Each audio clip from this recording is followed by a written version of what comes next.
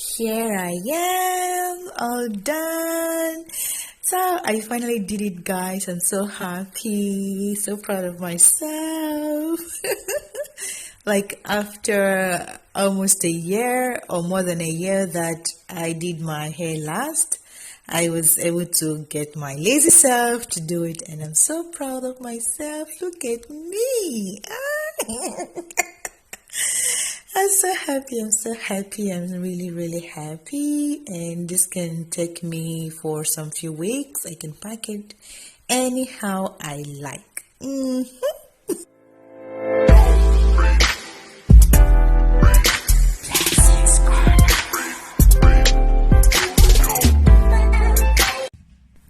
Hi guys, welcome back to my YouTube channel, Blessings Corner. Hooray! So this pandemic has really brought back some habits that I've thrown away. So I'm making my own hair today after a long time. It's been long I did my hair myself. So I'll be using olive oil and shea butter. As you can see, I actually bought a heat protectant, but then I didn't read the ingredients before buying, so I found that it has alcohol and some harmful things to my hair, and yeah, now it's a waste of money, but so what? So I'm going to be using the olive oil mixed with shea butter instead of that. So I use this conditioner that I bought in the store. Not the best, but yeah, it works. I'm using it on my end of my hair first, then work it all the way up to detangle my hair. Okay, it needs to be detangled very well before I comb it or brush or anything. Then after that, that's when I apply my mixture of olive oil, extra virgin olive oil with shea butter, just to seal in the moisture and protect me from heat from the blow dryer. So normally I use African threading to stretch my hair. This is the first time I'm using a blow dryer, but seeing that I'm not in my city and I stayed more than I thought I would, I don't have my African threading with me, so I decided to try this blow dry method that I saw on YouTube, and so far so good. It's going well, and I know this one time is not going to harm my hair, and I try as much as possible to keep the heat a little bit far from my hair.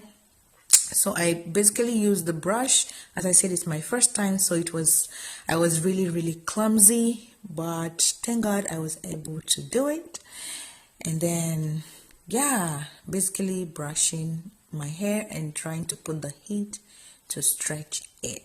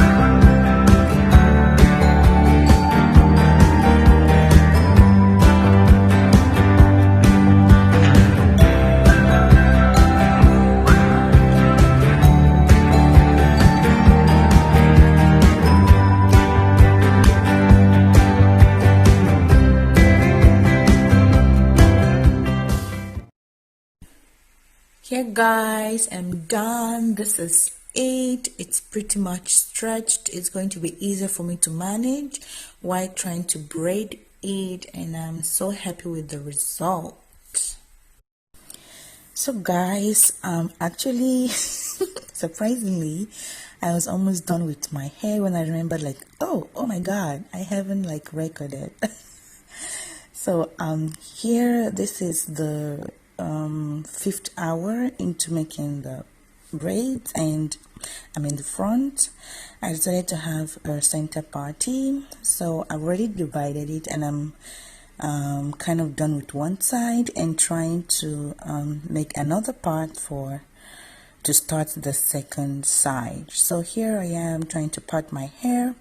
I have a mirror right there in front of me, and I also use my fingers to guide what I'm doing. Seeing that it's in front, it's easier for me to see what I'm doing. So yeah, that's basically what's happening here.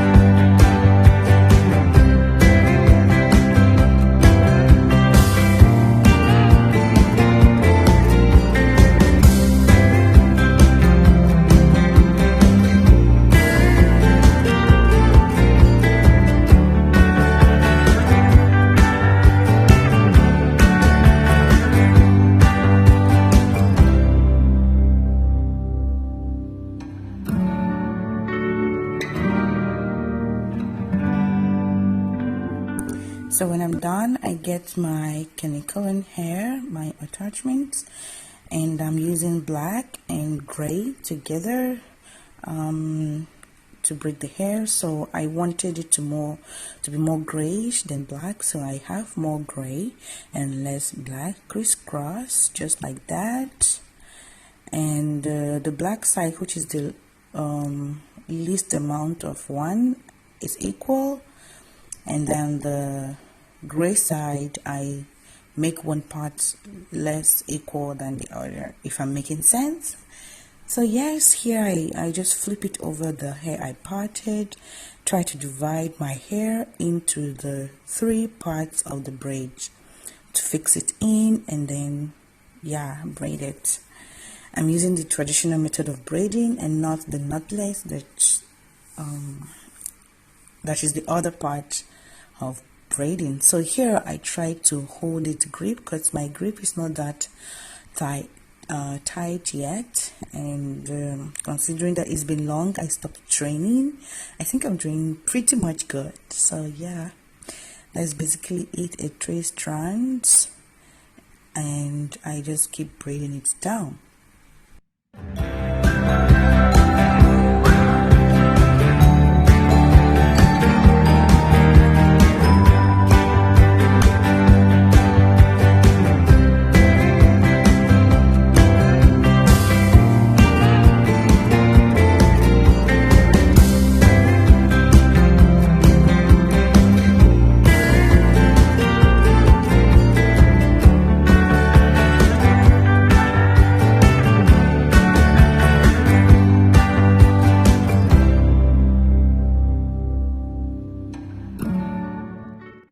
Here I'm done with one, and when I get to the end, I start doing a 2 strands, which is twists, to kind of lock it all up, and it's more difficult for me to continue the 3 strands braid, so I just use that.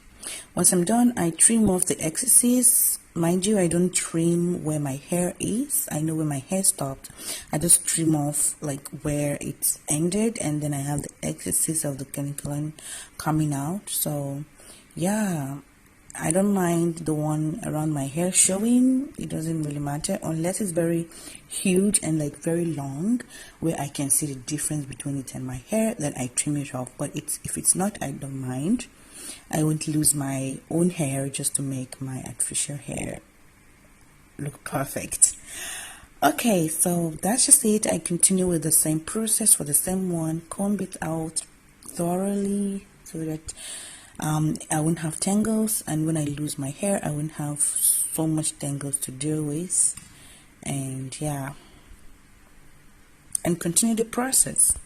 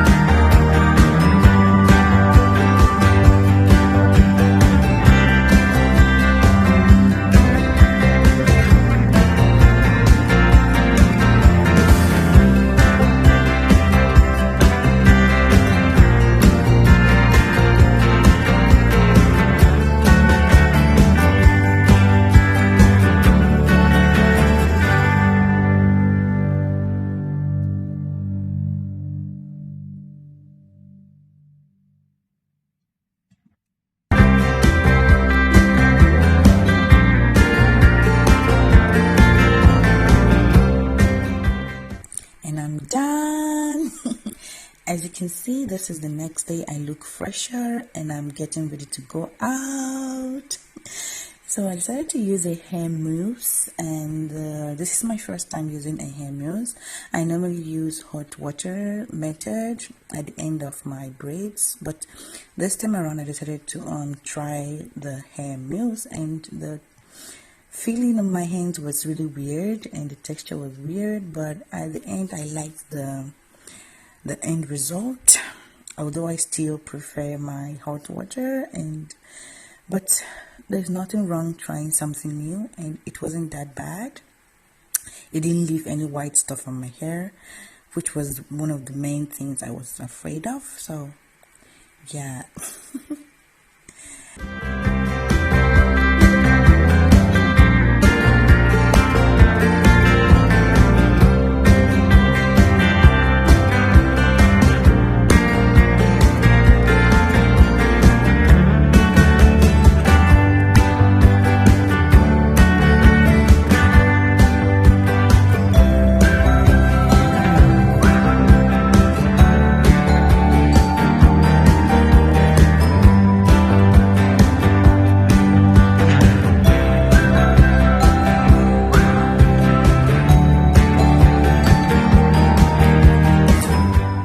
Mind that tiny mousse on the mirror.